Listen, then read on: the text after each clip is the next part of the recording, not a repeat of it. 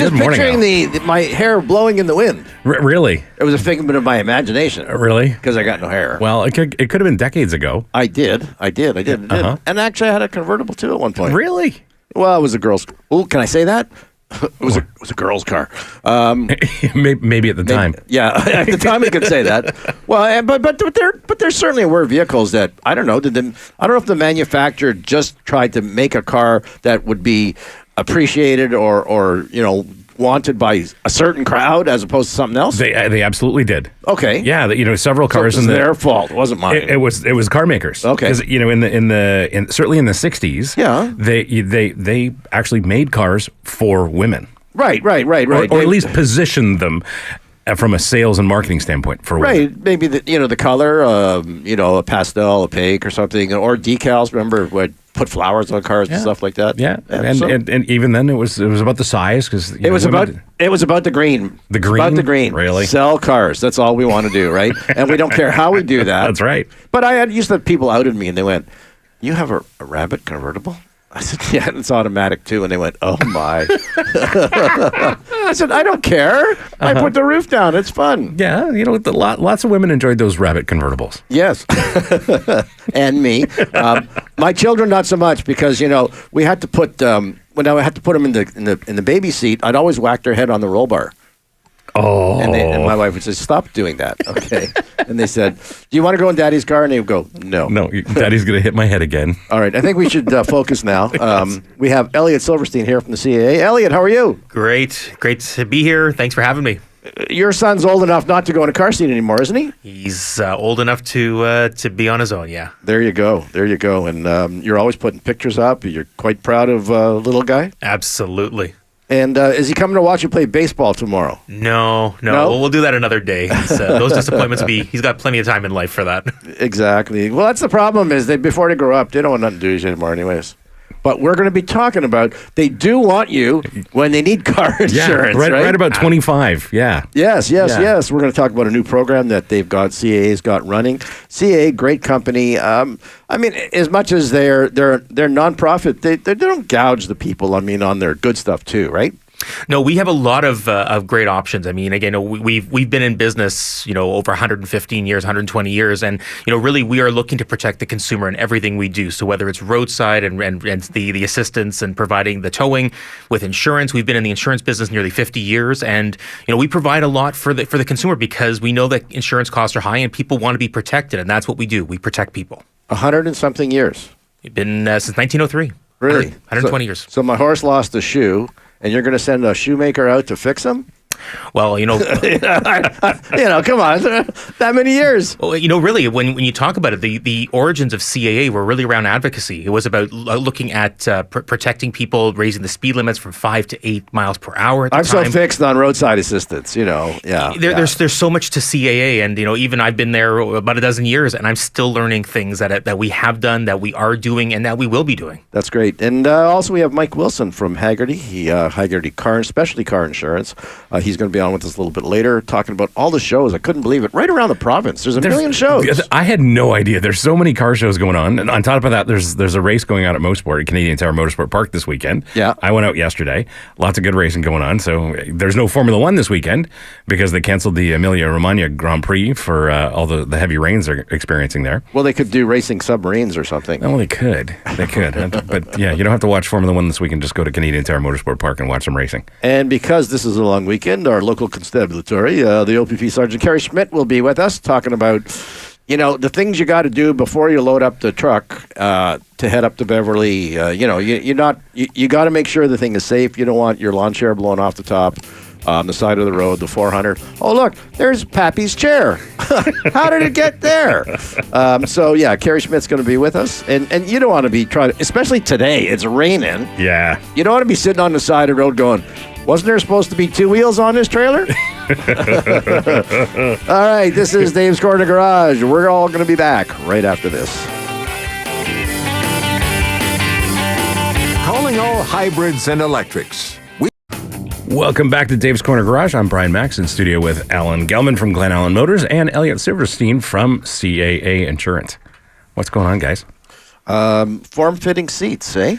So we Brian's the team manager. apparently a racing team owner, but Is that what the whole idea of the big stogie is? Because you got to look the role, or you just love to smoke cigars anyway. I love smoking cigars, but it is part of the brand because in our championship, nobody smokes cigars. I'm like the only one, and I'll walk around the paddock with a cigar. I was going to say, hang on, but not, you're allowed to do that?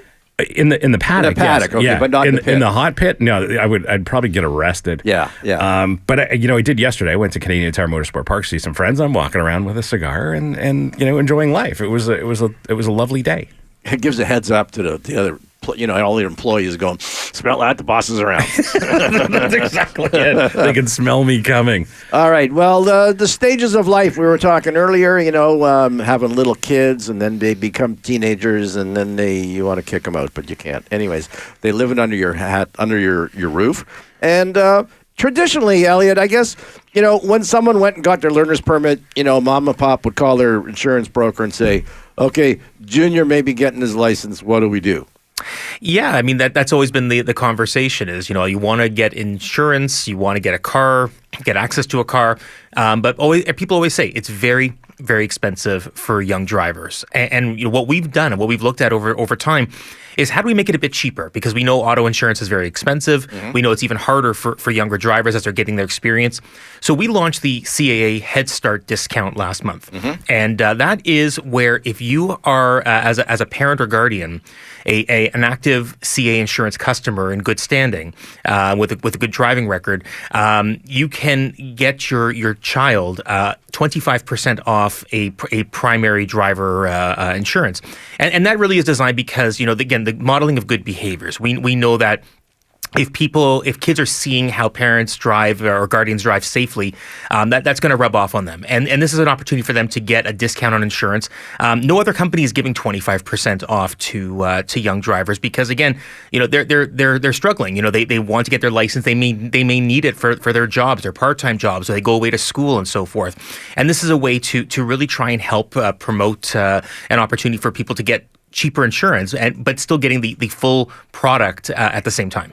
So, question, you have this caveat here where it's like you got to have a good driving record. We've now issued you the policy, and bingo, bango, bango, car gets stolen or something happens. Well, I guess car being stolen is not your fault at per se. But let's say I do get an at-fault collision. You guys are going to pick up the tab, which is very nice. But is that the end of my break on the insurance? Not necessarily. I mean, again, it comes down to everybody's situation is very unique. Sure. The circumstances of what happens is there. But, what we've seen over time is that, a lot of parents will model good behaviors for their kids. And kids are often trying to go at it alone.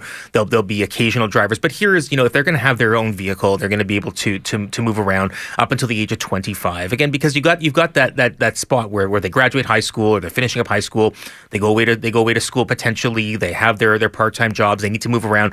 This is that opportunity to help them out and get them started. And again, everybody is talking about the cost of insurance. There's many factors as to why. Mm-hmm. Young drivers tend to get hit the hardest because of the risks and the lack of experience. But here's a way for us to kind of bridge that and help them out a little bit. But still the expectation is that everybody has to drive safely no matter what. Right. Yeah, of course. And it's easy to pick on younger drivers, but the reality is statistically they just get in more crashes. They certainly have less experience, and I think that's what it comes down to. Is that we know that there's a risk there, and that as people get older and they get more comfortable with driving, mm-hmm. they have the risks do lessen. But it also means that at the same time people have to learn how to drive. People have to move around no matter what. So whether you're an 18-year-old starting to drive or you're a 35-year-old learning to drive, you still have that learning curve. And here it's an opportunity to help them. But again, while promoting safety, and that's really what it comes down to for us. Is it's still predicated on safety. You need to be connected to your parents or your guardian, whatever that may be in your personal circumstance. But again, it's an opportunity. We always say that you shop around, ask questions. This may be the right fit for your family, and if it is, then we hope we can save you some money along the way too. Yeah, I think it's very smart, and I like to think as a racing driver, my son was exposed to all kinds of opportunities to drive, and he's got the same abilities to drive a car quickly as I do. So he picked that up. But One of our last drives together, he blew a stop sign. And I'm like, where did this come from? Because I don't do this. I did not teach you how to do this. And then I realized he was spending a lot of time driving with one of his pals. And his pal loves to blow stop signs. So we were in the car. This happens. And I'm like, you need to stop the car. You're not driving anymore. Yeah, I mean, I think, again, people will see different behaviors. They, we hope people go through driving school. We hope people go through and drive with safe drivers. Obviously, when you're in the G1 and G2 levels, you have to drive with licensed drivers of a certain age and a certain experience. But to your point, I think, people will see different behaviors modeled. And that's what we really hope, is that if you're being modeled good behaviors at home and parents are showing you the right from wrongs, and that we have that good experience, that we're going to see people drive safely and get and produce better drivers. Well, not that I feel bad for insurance companies because we have to pay so much money. But Elliott is sitting here. No, I understand that. But I wonder too, though. I mean, because of distracted driving, because of the new drug laws, that there isn't any, or you're allowed. Right. I wonder how much is that pushing up the cost of insurance? But let's hold that thought, because I'm thinking a question and it's time to take a break. We got to take a break. Yeah. And blowing a sign. I thought you meant just he didn't see it. Oh, no. Oh, he saw it. He deliberately ignored it. Oh. Yeah. Boom. That's right. You're in trouble. This is Dave's Corner Garage. We'll be right back. Calling all hybrids and electrics. We want to hear. Welcome back to Dave's Corner Garage. I'm Brian Max, in studio with Alan Gilliman from Glen Allen Motors and Elliott Silverstein from CAA. We're just talking about distracted driving on the break, and the fines and the penalties now are serious. And as much as we see people on their phones all the time, everybody, you just don't want one of these tickets. It's just bad news. It really is. And we always echo the message that there is no message so important that you need to have your phone in your hand while you're driving. You have one responsibility, and that's focusing on the road. But Ontario's been very vigilant in terms of raising the penalties for distracted driving. So right now, on a first offense, if you don't go into court, it's $615. If you go into court, you could be paying up to $1,000. Upon conviction, it's 3 demerit points and a 3-day license suspension. But if you are a repeat offender, those can go up to $2,000 or $3,000 a piece, and longer license suspension, 7 days plus.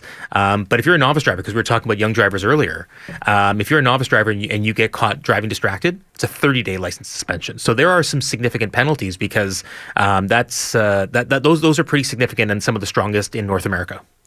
What bothers me is I've mentioned it to people where I see them driving and they go, "You don't understand. That's multitasking, and I'm very good at it." They wear this badge of friggin' honor. There's no such thing as multitasking. This is the human brain cannot concentrate on two separate things at the same time.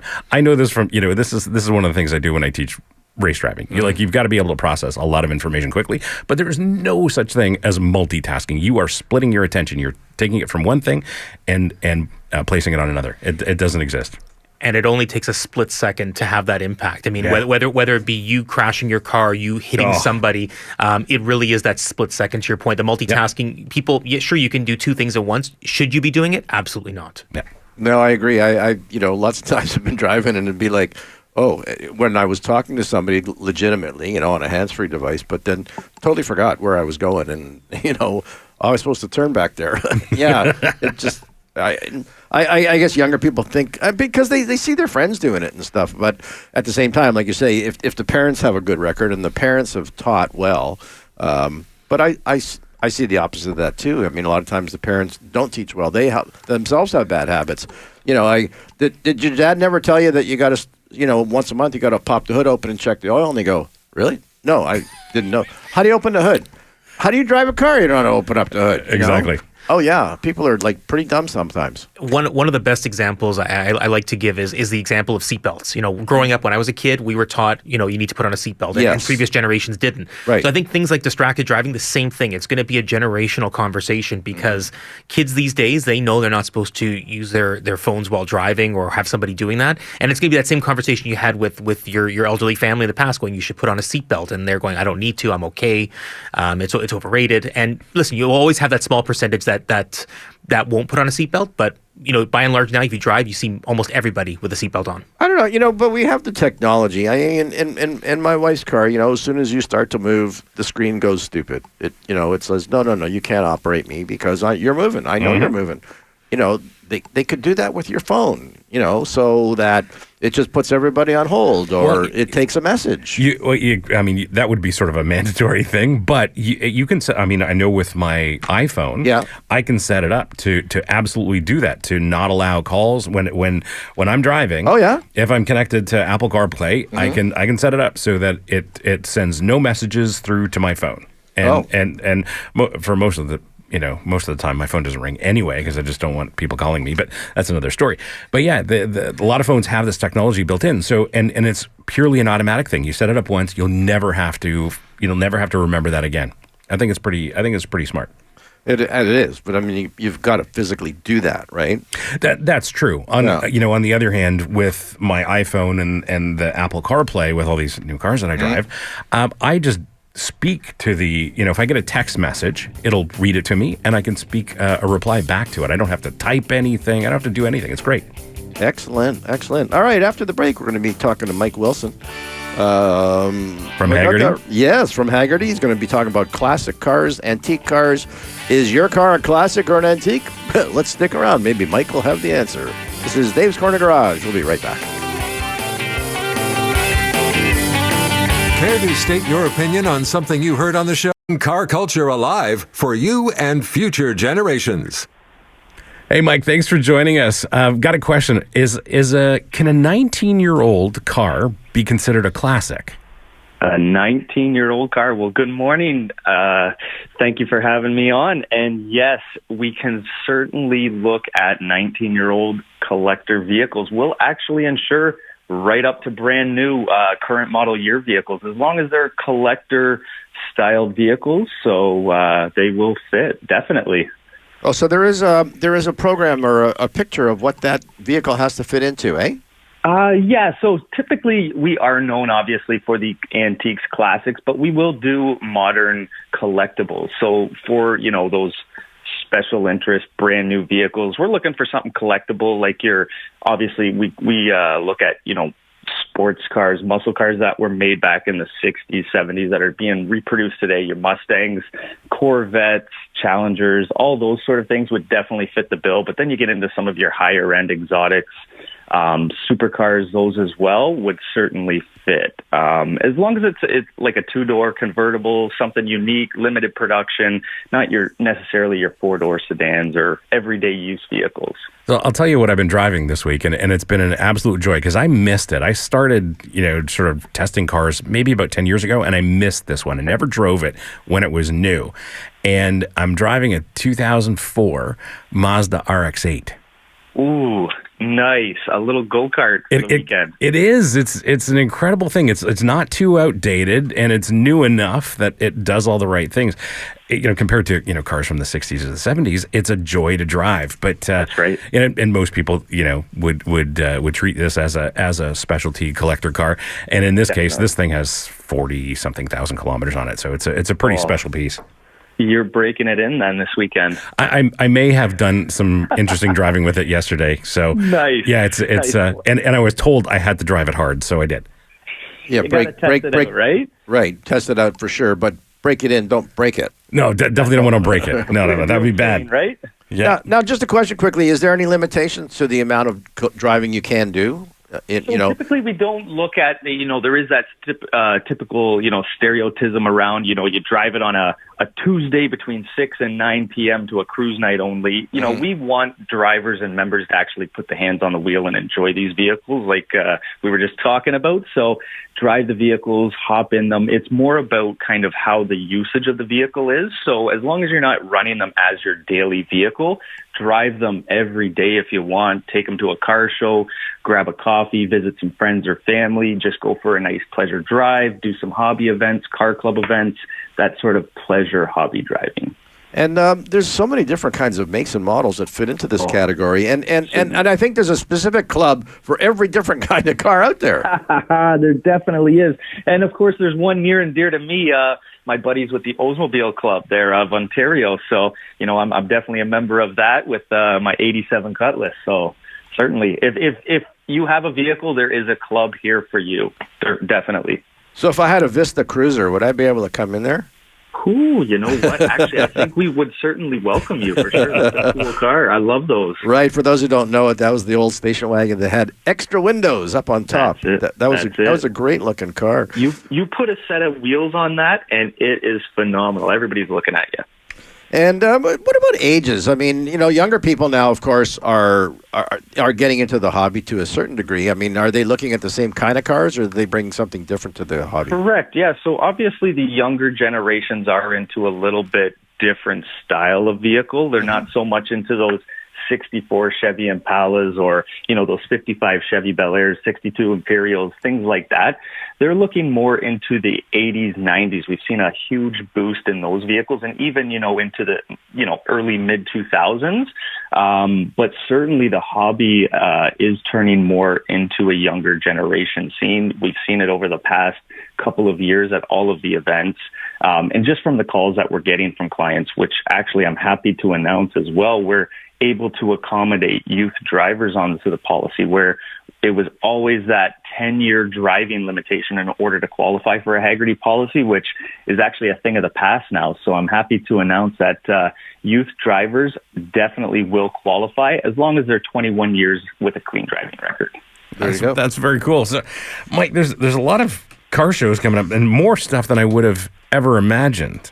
Oh, it's kicking off big time right now.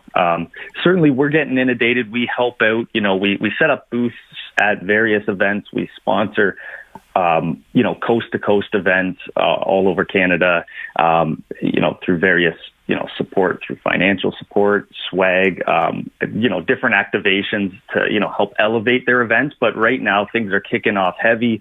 I was actually just detailing my white walls on my car for a car show and swap meet next weekend. The AACA Club, the Ontario region, is actually putting on an automotive flea market and car show in Lindsay. So, there's hundreds of indoor, outdoor vendors. They actually took over, moved the show from the old Sterling location to the Lindsay Fairgrounds. So that was done about 10 years.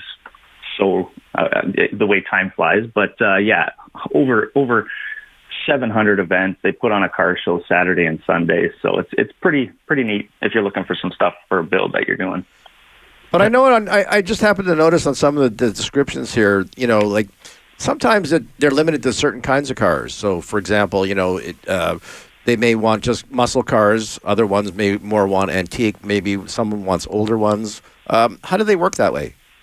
Yeah, so it really depends on who's, I guess, putting on the event, whether it's a specific car club, like, right.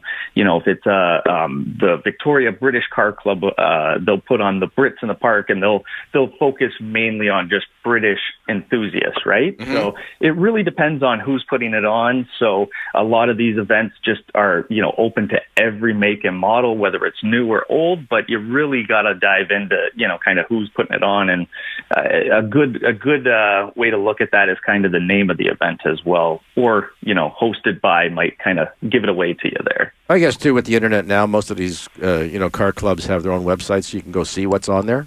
Definitely. And I think Facebook, the community on there is phenomenal because it seems like every event is posted on there. Every car club seems to have a Facebook page as well that you can follow and chat with the members. So I think that is certainly a great way. And of course, all of these, the websites as well. You can certainly check out an event calendar on the Hagerty website as well. So something to keep in, close with you.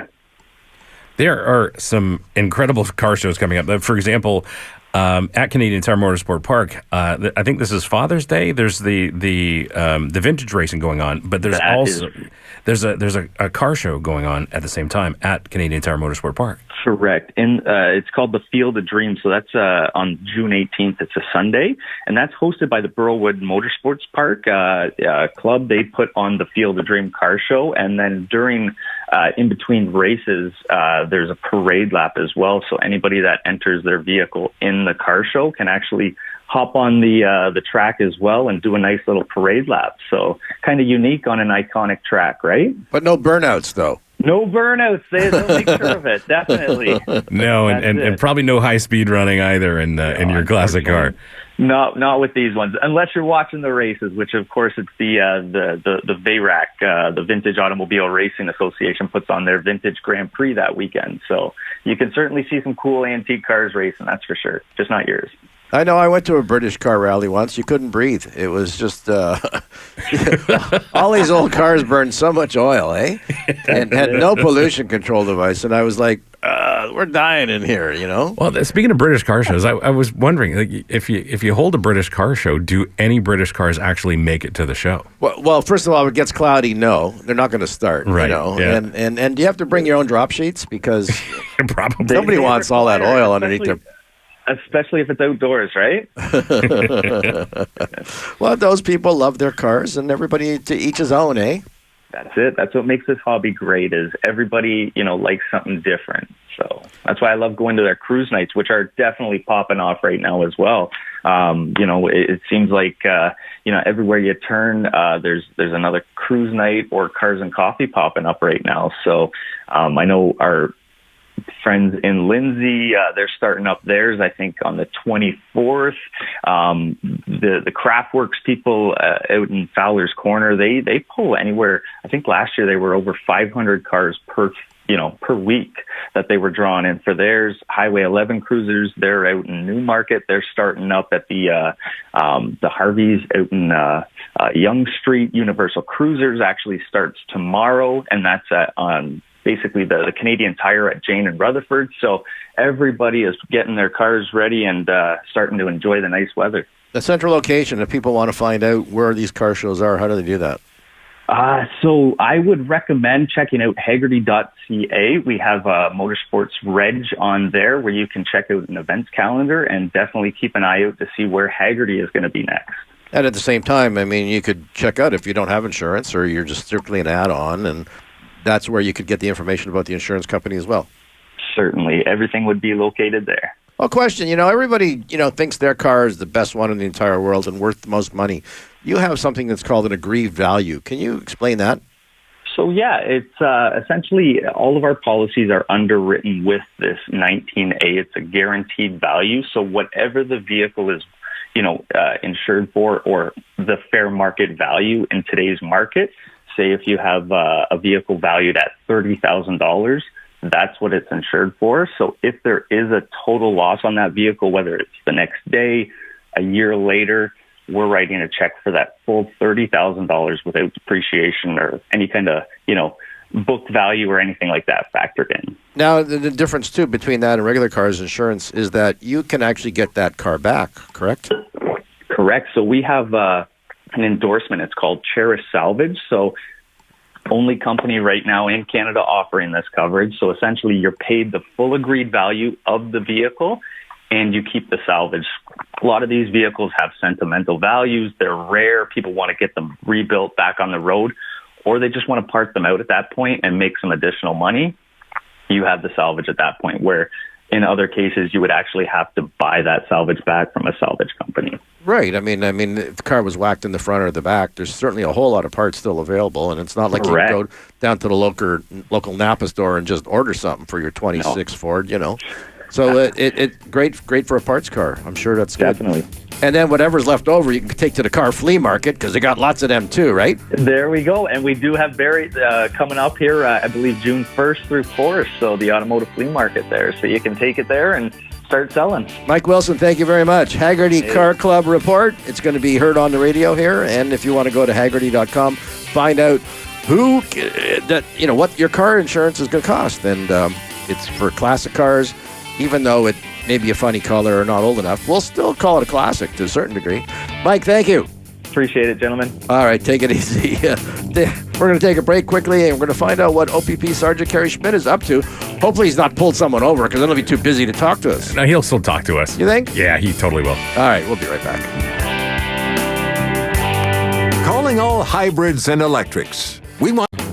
Welcome back to Dave's Corner Garage. I'm Brian Max here in studio with Alan Gelman from Glen Allen Motors and Elliott Silverstein from CAA. And joining us on the phone is OPP Sgt. Kerry Schmidt. Kerry, how are you?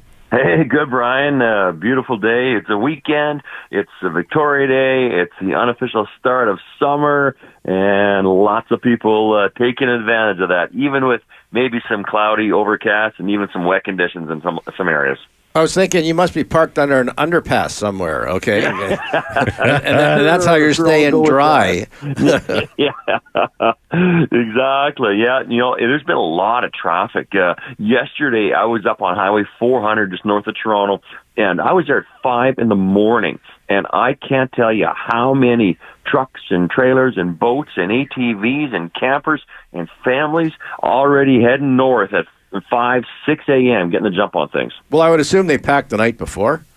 Well, I guess so. You know, and it was funny. Some people, they were coming from London, southwestern Ontario. They actually started driving at 4 in the morning to get up to where I was, to beat the traffic and just to capitalize on every second of this weekend. Well, I know one of the unfortunate things is for you is to clean up or figure out what kind of stupid thing someone did, and now their car and trailer and got all their homeowners are all over the highway.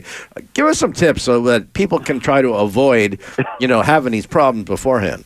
Well, why am I giving these tips? Like, it should be common sense. I don't know. If you have something that you want to get to the cottage, put it in a way that it's not going to come flying out. And, if it's strapping down, loading it down, putting a tarp over something, using, whatever it is to secure it, a pickup, a trailer, a truck, anything that you're driving and then hauling equipment on top of or behind, use those straps. Make sure everything is secure. It's amazing how much wind and buffeting and vibration can loosen these items and send them flying. And actually, I saw a tarp, I saw a life jacket, and a few other pieces of debris that I didn't recognize because it was all shredded to pieces when I was driving northbound in the yesterday afternoon as well. So there's plenty of people there that aren't thinking about that, and it may look secure and tight when you're parked on your driveway, but when you're going down the road at 60 miles an hour with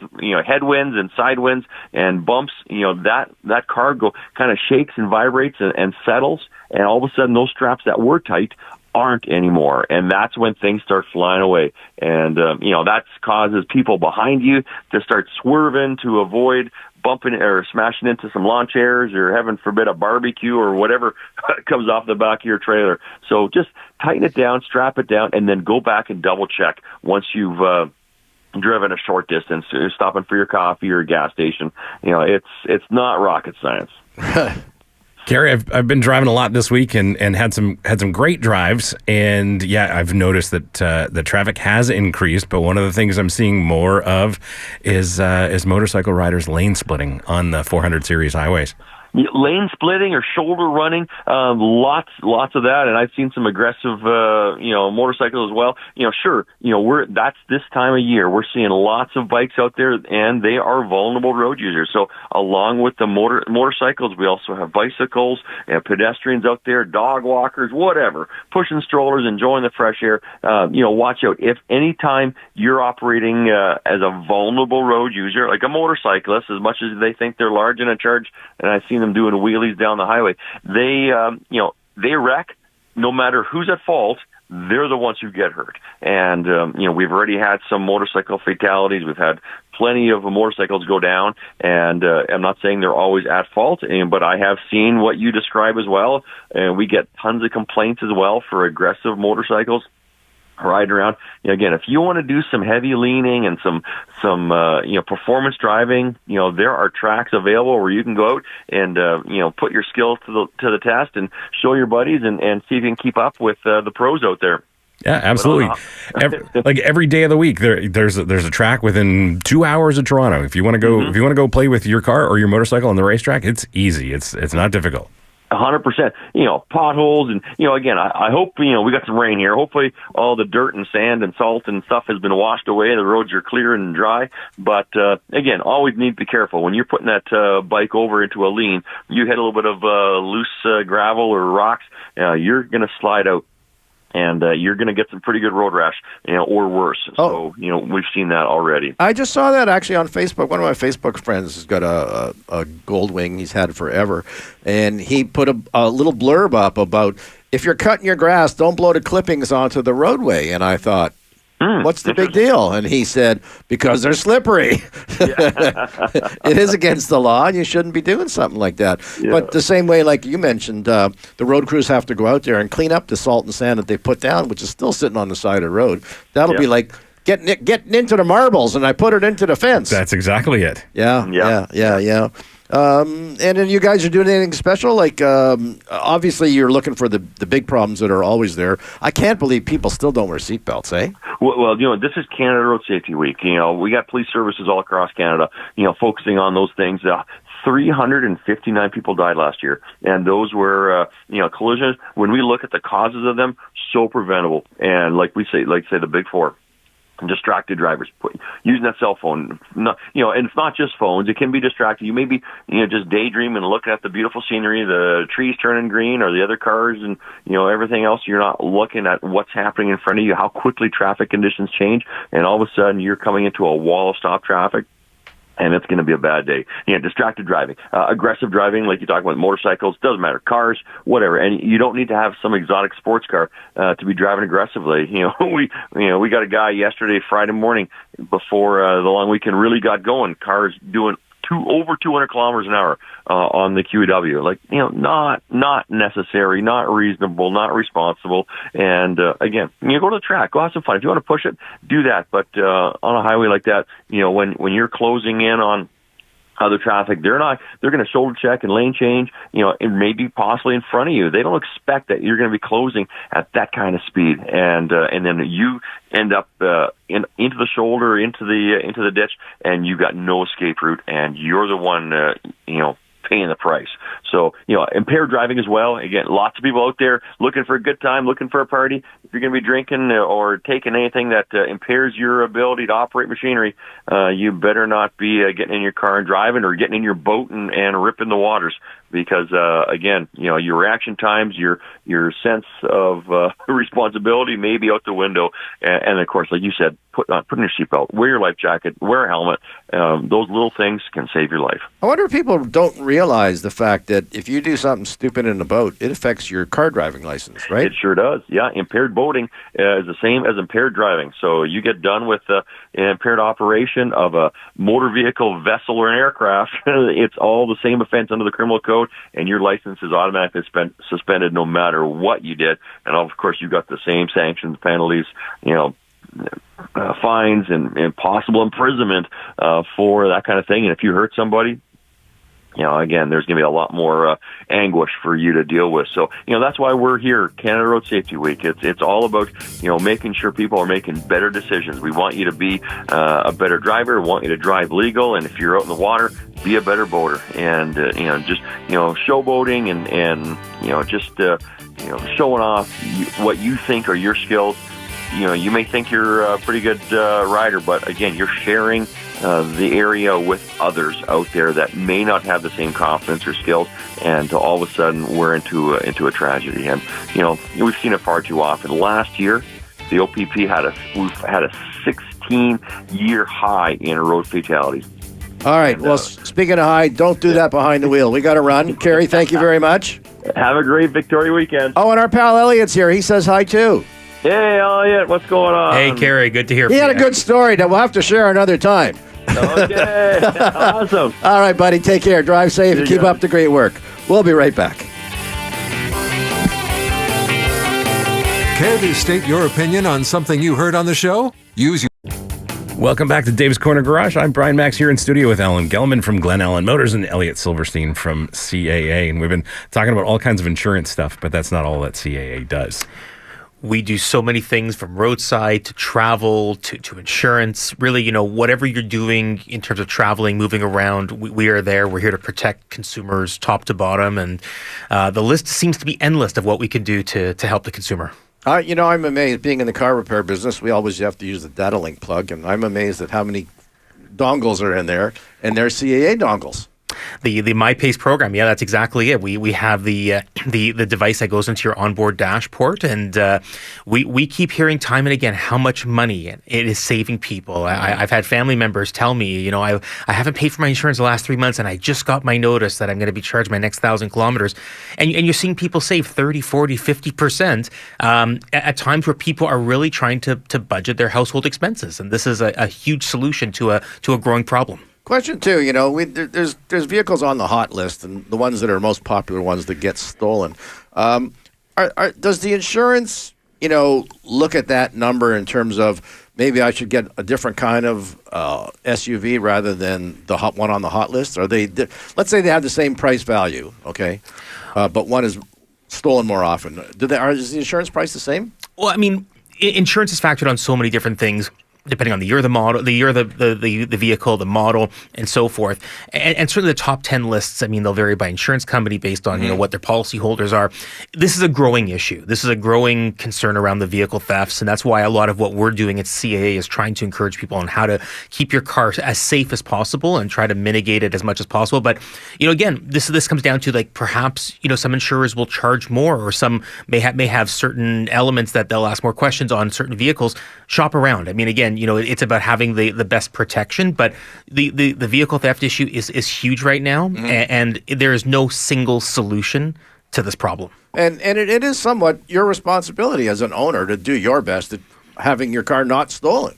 Well, absolutely. We want to see people take the best kinds of protection possible to mitigate the risk. So if you have a couple of vehicles, put the lesser valued vehicle closer to the boulevard so that it makes it harder to access. Even using old technology. I call it old technology in the sense, but like the steering wheel lock. Right. Again, if somebody's going to break into your car and they see the lock, they're going to say, okay, I need 20, 30 minutes to cut that out. Right. I'm going to move on to something else. And not that you want somebody else to experience a theft, but you're protecting yourself at the same time. And again, we can't eliminate a lot of these challenges today, but if we can limit it and make it harder for people to get your vehicle, you've won part of the battle.